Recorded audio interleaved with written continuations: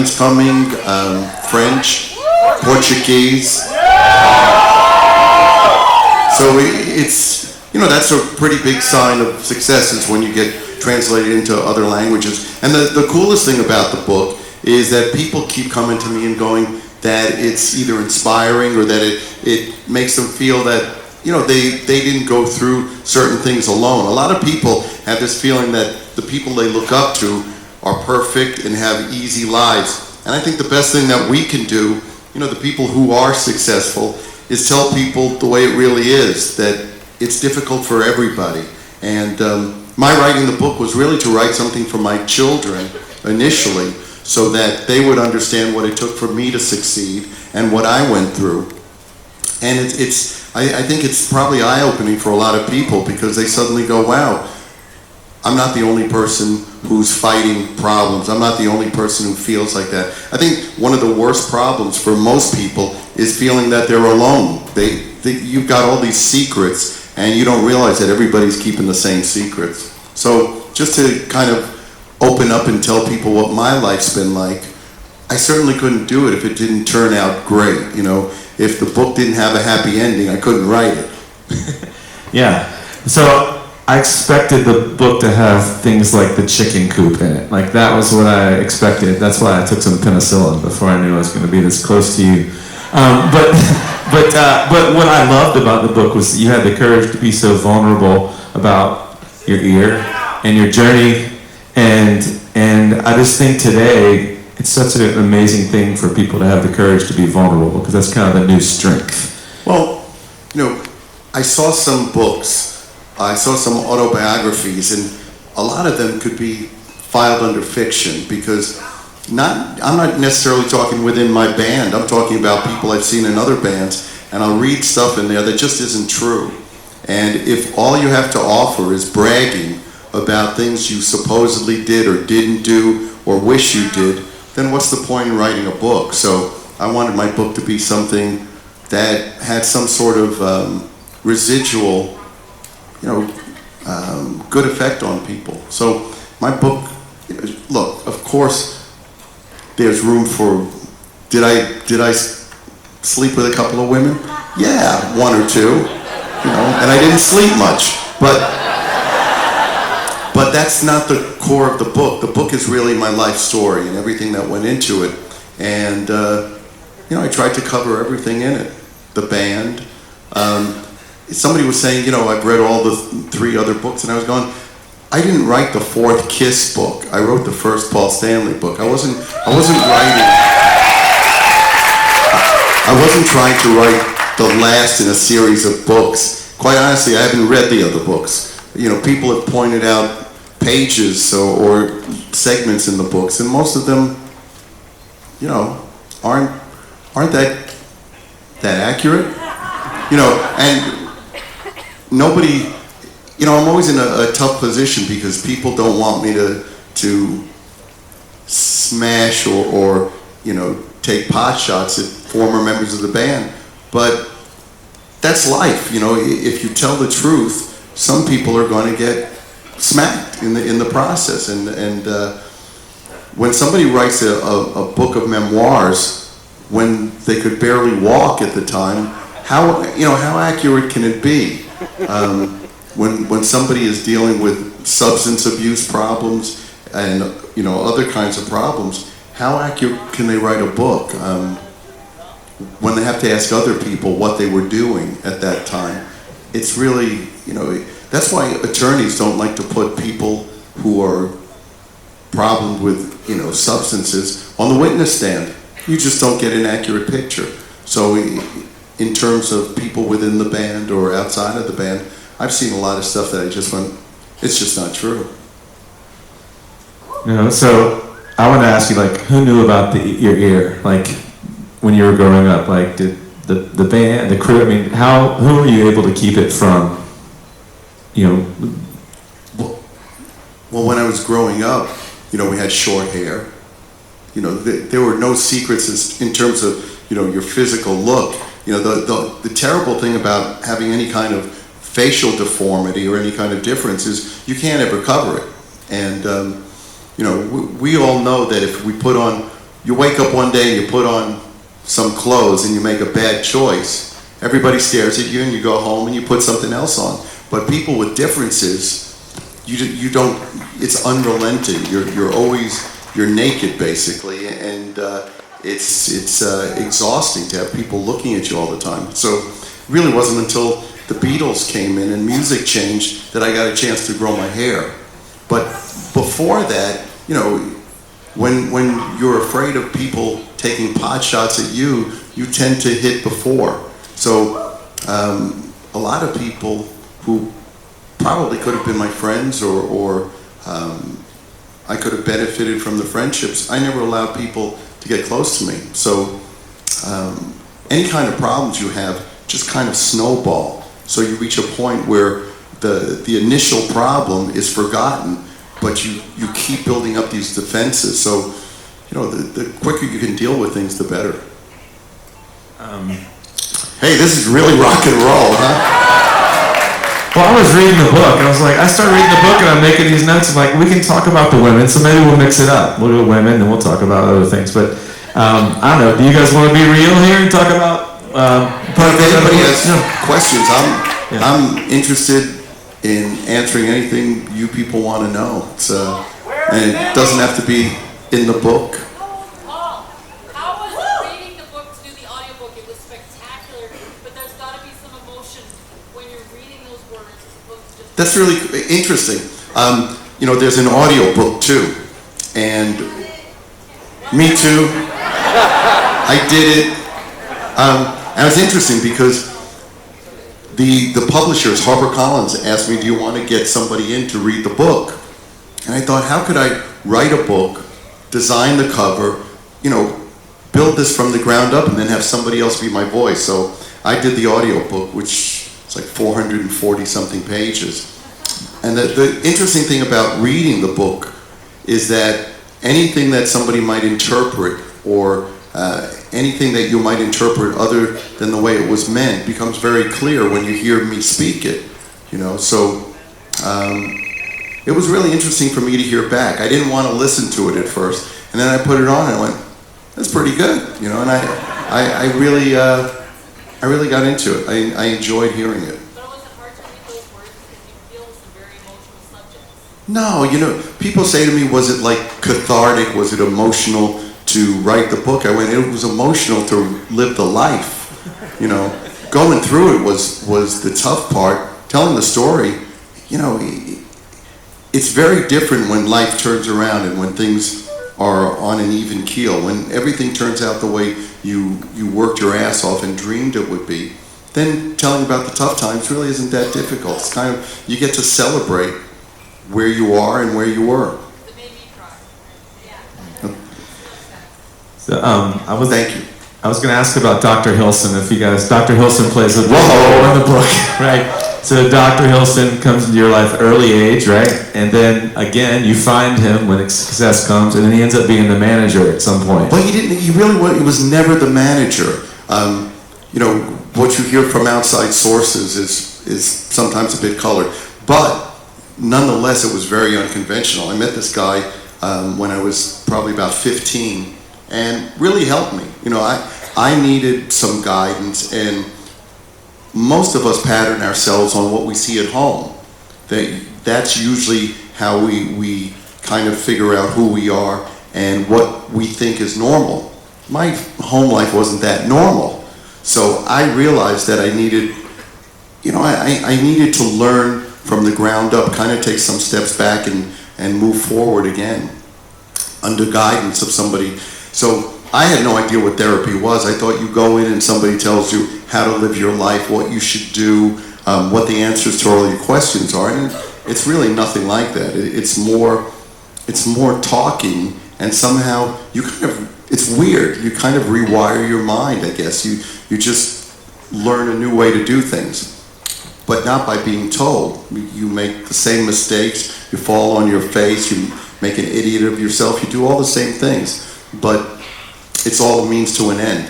So Dr. Hilson came in at that point in my life, and when at some point I stopped going, and then when the band started to take off, I realized that this huge roller coaster was about, I was getting pulled up and going, wow, we're about to start this crazy ride.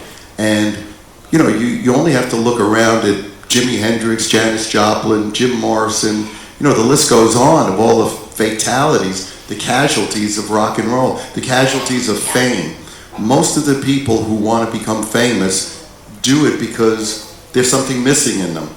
Anybody who's comfortable in front of a huge crowd is usually pretty uncomfortable in a small group, and it's probably because they have issues and, self-confidence, problems that haven't been addressed. So anyway, when we were about to really hit the big time, I called him up again and said, I think I need something to hold on to, to kind of like be a safety net, seatbelt. So, I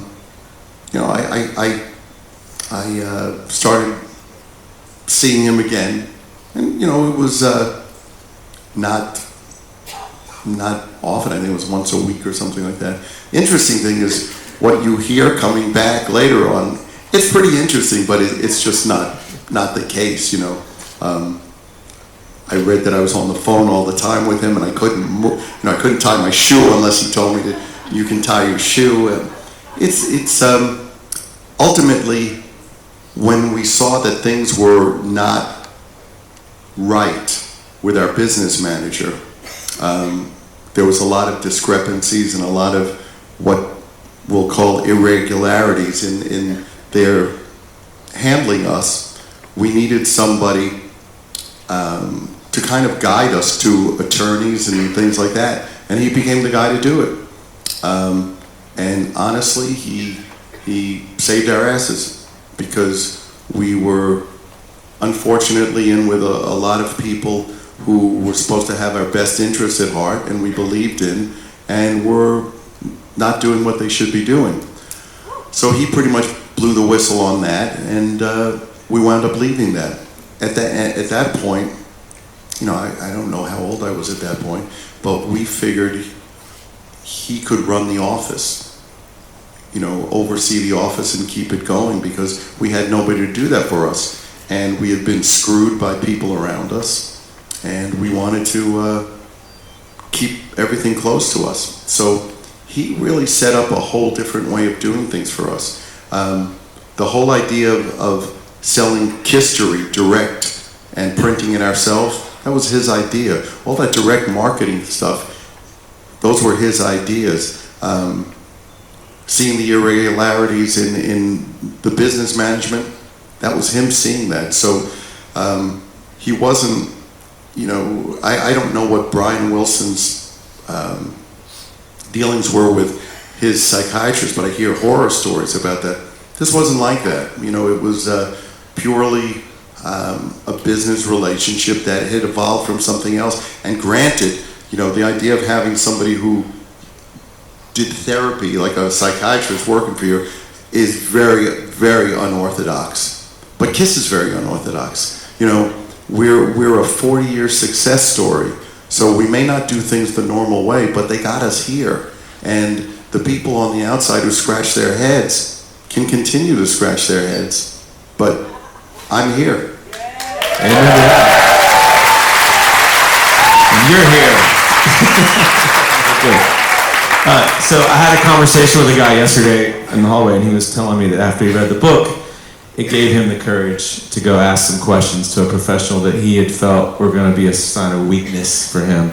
And reading the book said it opened it up, and it kind of made it okay. What would you tell to someone who knows they have some things they want to deal with, but they feel by making that step to a coach or a therapist is weakness? We can go through life with a toothache, and it won't kill us, but it'll hamper our lives. Either we get a root canal, which hurts, got to go digging deep, and then life goes on and it's better. So you get to choose. You are the only one who compromises your life by being a victim.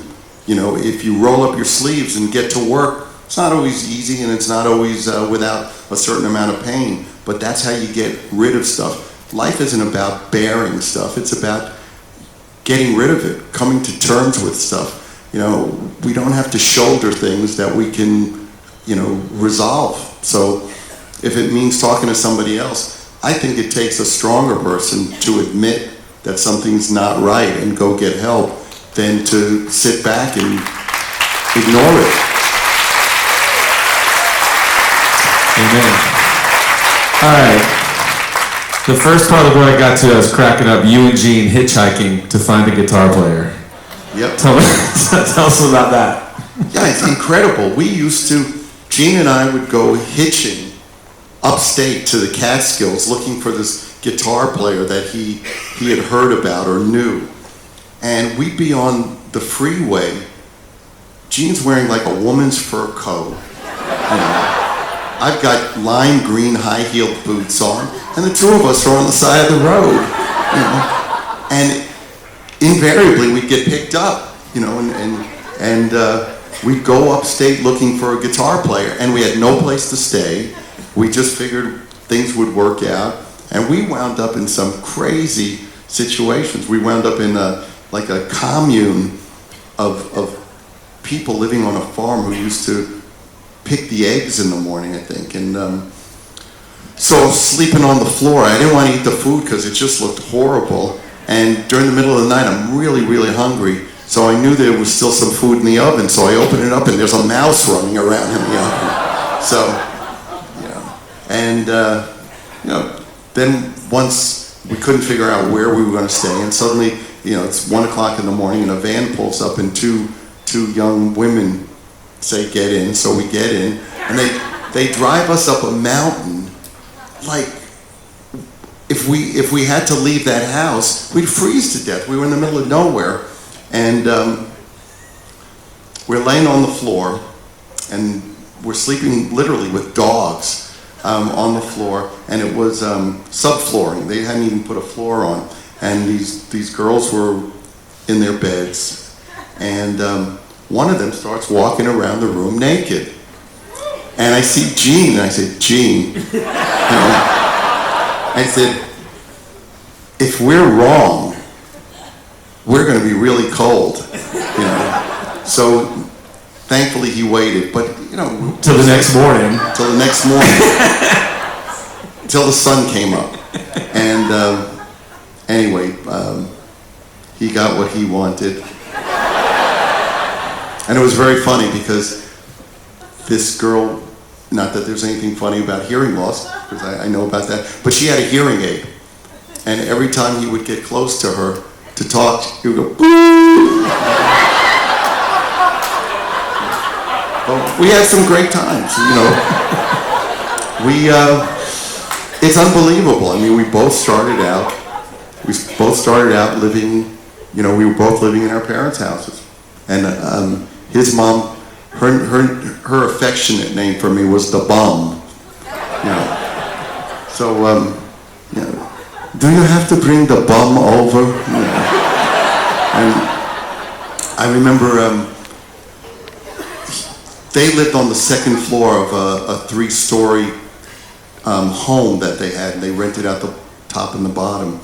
And one day I'm calling up to Jean, and she goes, Stan, we live in a quiet neighborhood. Well, I'm sorry, I live on the other side of the tracks, So it was an interesting relationship, What does she call me now? Mr. Bum. Savior.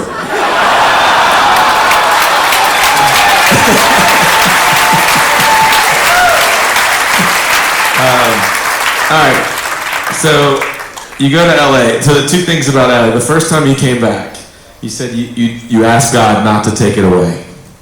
Yeah. Do you still ask God not to take it away, and why do you think He hasn't? It's when you finally taste success, or when you finally get something or a glimpse of what you're trying to do, then the idea of losing it becomes much more frightening, because you have a glimpse, you have a taste of what it's like. So early on, once we started having some success, once we started having a little bit of money, very little. I mean, we were getting, I think, $85 a week, and feeling, very lucky. We could buy things, and we had lots of young women, which made it great. Because look, I was a chubby, unpopular kid who chased girls who wanted nothing to do with me, and all of a sudden, the roles were reversed. So as soon as we had just a smidge of success, I found myself literally praying and going, God, look, now that I know how great this is, don't take it away from me. And maybe that's the incentive you need to work harder to maintain something. You don't get something by chance, and you don't keep it by chance. You get it and you keep it by working your ass off. Did you think when you were on the sailboat that day that maybe it was going to be going away? I'm sorry? The sailboat story? When you got stuck out in the catamaran, sorry. The catamaran off in LA. I think it was in LA? Off the coast of LA? The sea urchin? Hawaii, sorry. Oh, the catamaran. The catamaran when you got stuck out there. Just tell that story. You know, until the KISS cruise, I never went on a boat again. I was scared shitless. We were in Hawaii, and we were just hanging out. The band was there for a week or two, and one of the guys said, come on, let's go out on a catamaran. Now, I don't know if you read this anymore. I used to read it when I was a kid. If you were waiting in the doctor's office, you read Reader's Digest, because it was sitting there. And there was always a story about somebody who was at sea for 3 months eating turtles, you know, on a raft, and trying to catch seagulls. So I'm thinking, do I really want to get on this catamaran? And the guys are going, come on. So I get on the catamaran with our pyrotechnician. Now back then, a pyrotechnician was basically an arsonist. I mean, it wasn't somebody licensed, it was just somebody who liked to blow shit up. So it's him, and I should have known from his nickname. His nickname was Zero. So there's me and Zero, and my security guy who was called the Doberman, you know, and one other guy, and we get on this catamaran, and we're heading out, and I'm thinking, this is really not a good idea. And as we're going out, another one is coming in, and they say to us, be really careful, the tides are incredible, and we couldn't get back in. So as we're going out, I start to have a panic attack. I'm looking, and the shore is getting further and further away. And I go, what the hell am I doing? So I did something really smart. I jumped off the catamaran. You know, I figured I don't want to be eating turtles, and I don't want to be trying to, you know, catch seagulls. So jumped off the ship and tried to swim in. But being a kid from the city, I didn't realize you have to swim with the shoreline and try to go in diagonally. So I'm fighting the currents trying to go in, and I'm getting nowhere except exhausted. I'm stepping on sea urchins that are going into my feet, and it's just like a nightmare. And finally I see some surfers, and I say to one of them, hey, you know, I'm having trouble getting in. They go, get the fuck out of here. So I'm watching as I'm beginning to fade because I'm getting exhausted. And meanwhile, my security guy is also in the water with me, because after I dove in and I'm here and the catamaran's going that way, I went, don't just stand there, jump in. So he jumped in, so we're both drowning. So at some point, I'm going, wow, everybody on the shore is having a great time. I can see everybody, they're playing, having a great time. I go, I'm dying out here. I'm going to die out here, and life goes on. And it's really interesting when you're in a position where you really see life coming to an end, and it doesn't affect anybody else, and you begin to realize just how unimportant you are in the world. But luckily for us, the guy who rents the catamarans on the shore had binoculars. So he came out with a boat, and they hauled us out, and you know, I'm laying on the bottom of the motorboat, and they took us in, and I could barely walk because I had all these sea urchins in my feet. So I get up to my room, and you can try pulling them out, but they're almost like a mineral, like a stone. They're purposely like that, so you can't pull them out. The sea urchin protects itself by embedding these spikes in you, and they don't come out, they just break. So I called down to the front desk, and I say, I stepped on a sea urchin, what do I do? And he goes, "You pee in the sink and you put your foot in it." And I'm thinking, very funny, asshole. You know. As it turned out, 10 minutes later, I'm in the sink with my foot. And it worked. But that was the last time I went on a boat, until this. And this is worth it. Amen. When I was reading the book, I got to that part, and I'm like, how the hell do they talk him into the cruise? Like, they must, like, it's crazy. Like, I don't know how they did it, but I'm glad they did. I think we all are glad they did. Okay, first time Kiss makes money at a show, you each get $13. Yeah. Do you remember the first big check? Well, do you remember the first, what? We got, what is it? Well, do you remember your first one?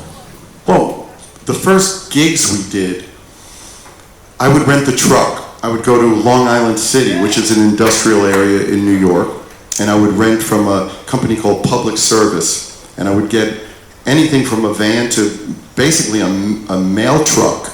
And in one of them, I was basically sitting on boxes, And Gene and I would drive downtown, and we would load up all the gear, and Ace wouldn't lift anything, so help me God, hand on a Bible. And we'd load up the truck and go out and do shows. And after a weekend of doing shows, we split up the money, and I think each one of us took $13. And I just thought it was the coolest thing in the world, that we actually got paid. So that was, what am I getting here, $13? 13?